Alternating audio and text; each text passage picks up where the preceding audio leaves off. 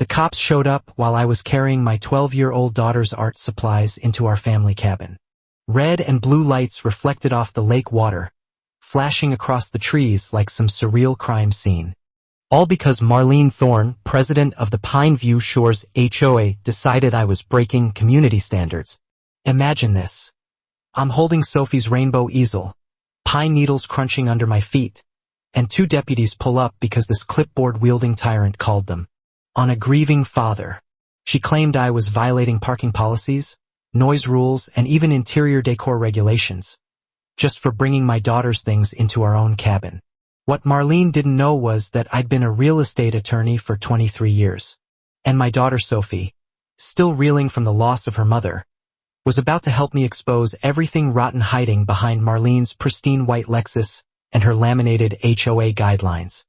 Let me back up. My name is Garrett Blackwood. I'm 52 years old, recently retired, still grieving. 8 months ago, my wife Sarah lost her battle with cancer. She was the glue of our small family. Organized, thoughtful, always the first to volunteer at school or show up for neighbors in need. Our daughter Sophie, 12 years old and sharp as a tack, had been Sarah's mirror image. Before the cancer, she was lively, curious, and obsessed with research projects and organizing everything. After Sarah died, she retreated into silence. She stopped drawing, stopped asking questions. Our home in Denver became a tomb. Sarah's coffee mug still sat by the sink. Sophie's door stayed shut. It was like the world had hit pause. That's when I remember the old family cabin tucked away in Pineview Shores. I'd inherited it from my dad. It smelled like cedar and dust, and every creaky floorboard whispered stories from summers long past. When we arrived, Sophie stood by the lake, toes curling into the wet sand. She looked out across the water and whispered, "Mom would have liked it here." That's when I knew we'd stay. Maybe for the summer, maybe longer. What I didn't know was that our lakeside refuge came with a 47-home HOA, run by a woman who ruled like she was guarding the gates of heaven itself. Marlene Thorne, 64, hair stiff as steel, clipboard glued to her hand. She'd been HOA president for over a decade unopposed. Most people were too exhausted or too intimidated to run against her. She fined people for feeding birds. She sent letters about mailbox height. She personally inspected each property, and I swear her Lexus never had a speck of dust on it. She was a tyrant with a badge of bureaucracy. The covenant document? 23 pages long. I later compared it to the Geneva Convention, and I'm pretty sure it was stricter. We started moving in over Labor Day weekend. Sophie helped me unpack boxes, asking about boats at the dock, pointing out birds, and slowly started to smile again. That was the first time I saw a flicker of life in her since Sarah's funeral. Then, Marlene showed up. She walked down our driveway like she owned it, not even bothering to ask permission. "I'm Marlene Thorne, HOA president," she said like she was announcing royalty. "Your moving truck violates the 72-hour temporary vehicle ordinance." I explained politely that my wife had passed and we were settling in, that we might need some grace. Her reply, "Grief doesn't exempt you from community standards. $50 per day fine after the grace period." Then she spotted Sophie's easel and desk inside the front room. "Those are visible through your windows," she snapped, scribbling on her clipboard. "They violate our neutral decor standards. You'll need to cover or remove all non-compliant furnishings." Sophie was standing nearby. She heard every word, and for the first time in months, her eyes lit up. Not with joy, but with anger. I calmly told Marlene we wouldn't be complying. She threatened enforcement. The next morning, Sophie whispered, "Dad, she's back." I looked out to see Marlene marching up the driveway with her inspection team, two tired-looking neighbors with clipboards. She knocked like she had a warrant. "Multiple violations," she declared. "Dock stain, window visibility, exterior lighting. Total $400 in fines." Then her team began snapping photos, Sophie's bike, her swing, her easel. "Dad," Sophie whispered, tugging my sleeve. "Don't they need permission to do that?" It hit me. Section 4.7 of the HOA Covenant. Inspections require 48-hour written notice. She never sent one. I walked up to Marlene. "You didn't give notice. That makes all these violations invalid." Her clipboard trembled. I've been running this HOA since before you brought your big city problems here. Sophie stepped forward. Mom said bullies pick on people when they think you're too sad to fight back. The birds stopped chirping. Marlene turned on her heel and stomped off. That night, we pulled out every HOA document. Sophie color-coded everything. Yellow for rules.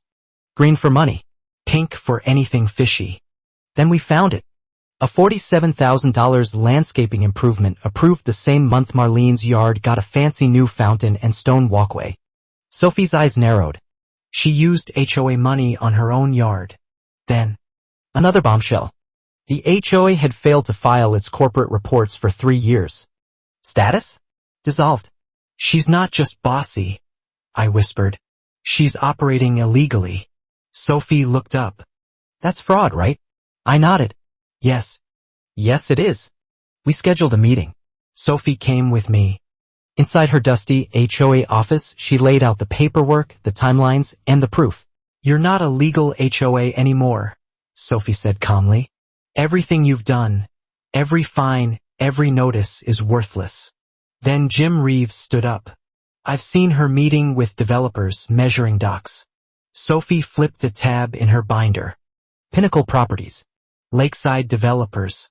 But according to our deed, there's a protected easement for families. That project would break federal law. The board was silent. Then someone whispered, we need a community meeting. A real one. Sophie went door to door, gathering signatures for a petition. 23 homes. Almost half the community.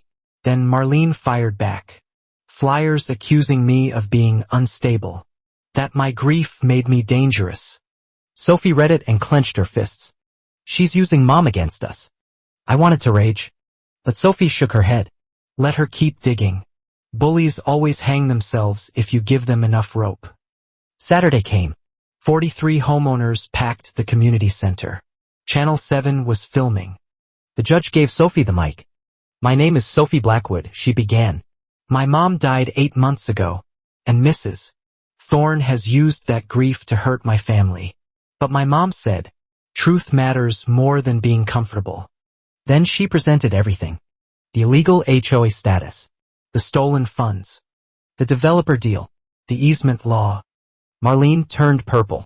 This is slander, Sophie replied. I have copies for anyone who wants proof. Then she played the audio, Marlene promising developers she'd get rid of problem families. Guests filled the room. A vote was called. 39-4, no confidence. A new board was formed. I was elected president. The sheriff stepped forward. Ma'am, he said, you'll want a defense attorney. This documentation is grand jury ready. Marlene stormed out. The neighbors clapped. Some cried. Rose hugged Sophie. You saved our neighborhood, sweetheart. Sophie smiled. Mom would be proud. We rewrote the bylaws. Capped dues. Voted on all projects. Then with the recovered money we built something better, the Sarah Blackwood Memorial Garden. Sophie designed it herself. Sunflowers for joy. Lavender for peace. Roses for remembrance. She tends it every morning. She leads a junior community council now. She teaches kids how to stand up. And every evening we sit on that garden bench and remember. And now. So, what started as a quiet summer at a lakeside cabin turned into a fight for truth, fairness, and family. A 12-year-old girl, armed with nothing but a notebook and the strength of her mom's memory, brought down a tyrant and helped rebuild a broken community. Because when families stand together, bullies don't stand a chance. If the story moved you, inspired you, or reminded you that even one voice can spark change, like, share, and subscribe to HOA Stories for more true stories of justice served. Until next time.